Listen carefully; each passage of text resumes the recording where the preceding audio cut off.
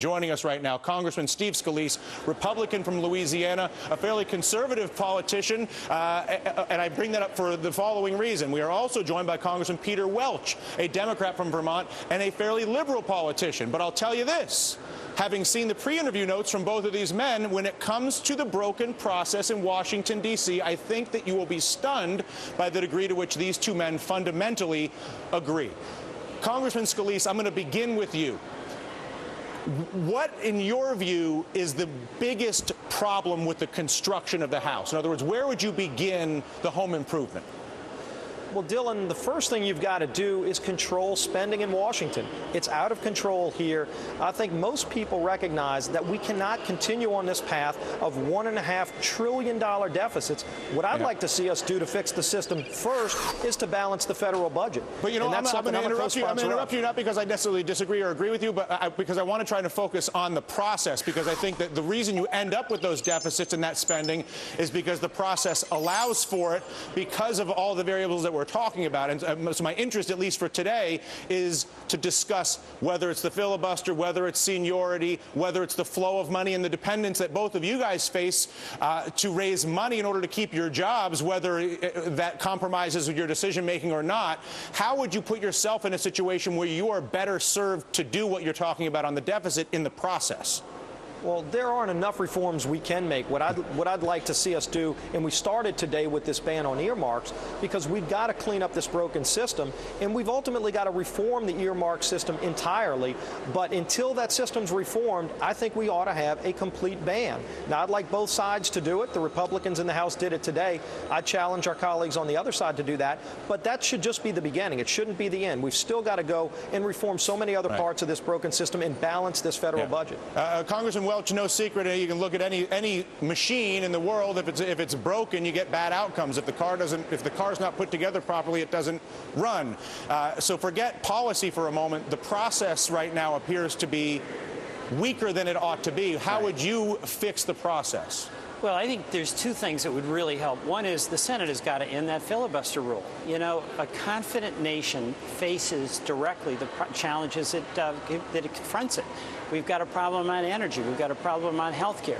The House has voted yes or no, for instance, on energy. Steve and I voted differently, but that allows you, the voters, to decide whether you agree with Steve or you agree with me. In the Senate, any member of the Senate can put a hold on action, or they can have a filibuster, a silent filibuster, where they don't even address the question that is of urgent concern to the United States of America, and that's just a cop-out. So the senators have to change that filibuster rule so they can be accountable to the American people. Act like a confident nation that addresses its problems. Secondly, campaign finance is a huge problem. I mean, this last election, between the presidential election and the Senate and House races, we spent $3 billion. And that means the folks who can fund those campaigns are going to get hurt the most. And this recent court decision, by a 5-4 decision in Citizens United, just unleashes the spigots of money so that private corporations now, after 100 years of a ban, can spend all of their money on influencing political elections, and that is going to make a bad situation much worse. So those are my two. Congressman Scalise, I got a couple of numbers I want to run past you that go to what Congressman Welch was just talking about. One, the total, we just got the total lobbying number for '09, and this represents everybody from, labor unions and all the rest of it to bankers and big oil to, pick it, PETA, right? $3.47 billion went to Congress in 2009. That's a big number, but let me put it in context for you.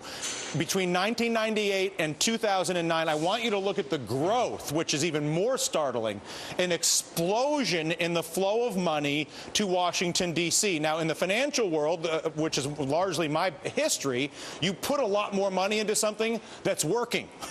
So, in other words, if lobbying with money was not effective, I don't know why it would triple over the course of 10 years' time. We hear a lot of people talk about getting rid of this type of thing, or at least making it more transparent so that we know who's working for who really, as opposed to who they say they're working for. How would you address it?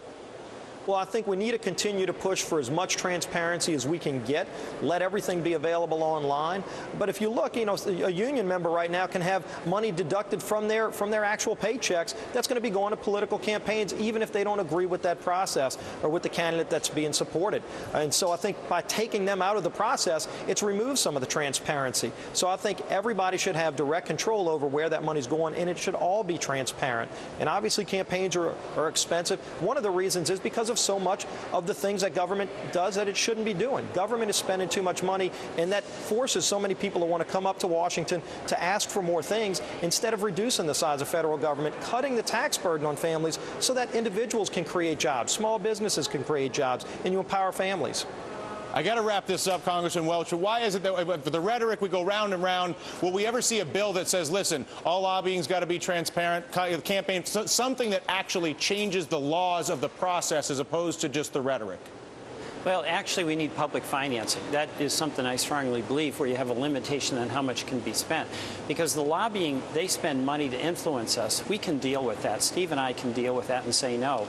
But where they really get some muscle is when they contribute to so much money to so many campaigns, and when the politicians on both sides become dependent on that cash. You know, a good example is on health care. The pharmaceutical industry has a lot of lobbyists. They've contributed a lot of money, and they actually have been successful so far in keeping out price negotiation in this legislation. That would save money. You know, if we just negotiated prices, we buy wholesale but pay retail, we could save $165 billion for taxpayers over the next 10 years. And that's the power of pharma money. All right, listen, gentlemen, I appreciate the fact that you both agree on what, and I acknowledge that you both disagree on how, which is, I guess, the beauty of the democratic process. Thank you, gentlemen.